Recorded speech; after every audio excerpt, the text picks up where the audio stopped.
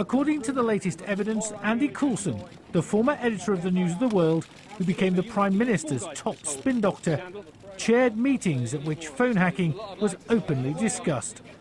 It comes in a letter from the paper's former royal editor Clive Goodman, who was sacked after being jailed for intercepting voicemail messages, as he tried to get his job back.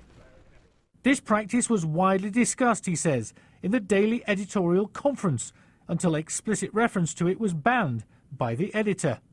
If Clive Goodman's letter is accurate, and we don't know that yet, it's an allegation from Clive Goodman, but if it's accurate, the whole foundation of the company's defence for the last 3 years collapses.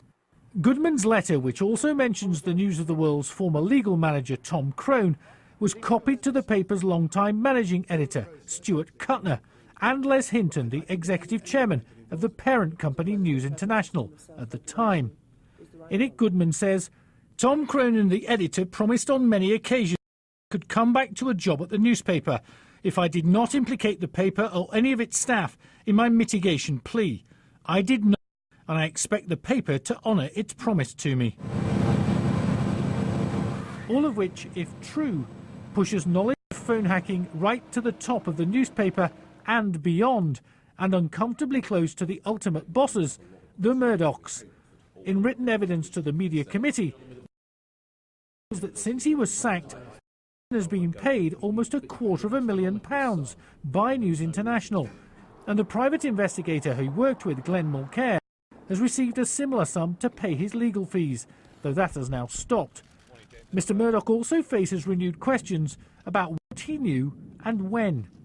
What is plain is that we are receiving accounts that are completely different and contradict each other at various points, and not in a number of areas they can't both be right. The extraordinary revelations contained in these documents and hundreds more seen by the Select Committee means it's now but certain that James Murdoch will have to come back here to answer more of their questions. But crucially, it looks as though Rupert Murdoch won't have to come back. The committee believes that there was no way that he could have known of the detail of what was going on at just one of his newspapers. The first people to reappear before the committee include the News of the World's last editor Colin Myler and Tom Crone, the lawyer, who both contradict James Murdoch's evidence to MPs last month. They and two other former executives will be quizzed on September the 6th.